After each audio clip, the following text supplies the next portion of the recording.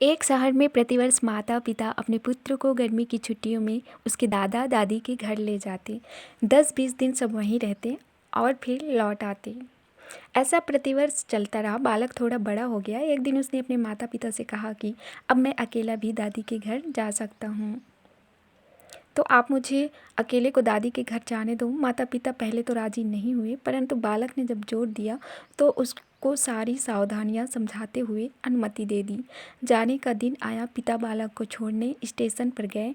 Train में उसको उसकी सीट पर बिठाया।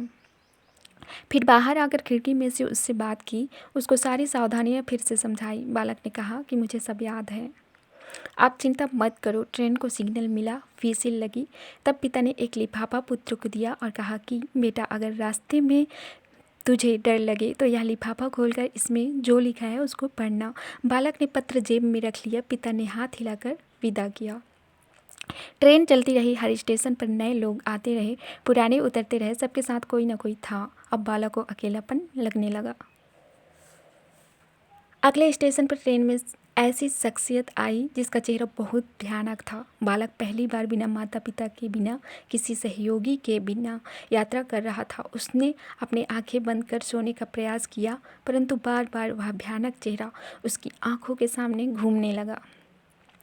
बालक भयभीत हो गया, रुआंसा हो गया। तब उसको पिता की चिट्ठी याद आई। उसने जेब में हाथ डाला, हाथ कांप रहा था। पत्र निकाला, लिफाफा खोला और पढ़ा। पिता ने लिखा था, तू डरना मत, मैं पास वाले कंपार्टमेंट में ही हूँ, इसी गाड़ी में बैठा हूँ। बालक का चेहरा खिल उठा और उसका डर दूर हो गया।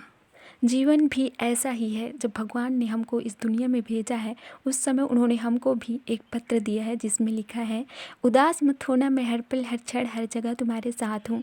पूरी यात्रा तुम्हारे साथ करता हूँ, केवल तुम मुझे स्मरण रखते रहो। सच्चे मन से याद करना, मैं एक पल में आ जाऊंगा, इसलिए चिंता नहीं करना, घबराना नहीं, हताश नहीं होना। चिंता करने से मानसिक और शारीरिक दोनों स्वास्थ्य प्रभावित होते हैं।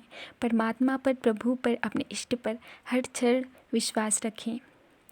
वह हमेशा हमारे साथ है, हमारी पूरी यात्रा के दौरान, अंतिम श्वास तक। बस इसी एक एहसास को ही कायम रखने का प्रयास करते रहना है। सब कुछ उस परमात्मा पर छोड़ दें जिसकी मर्जी के बिना एक पत्ता भी नहीं हिल सकता।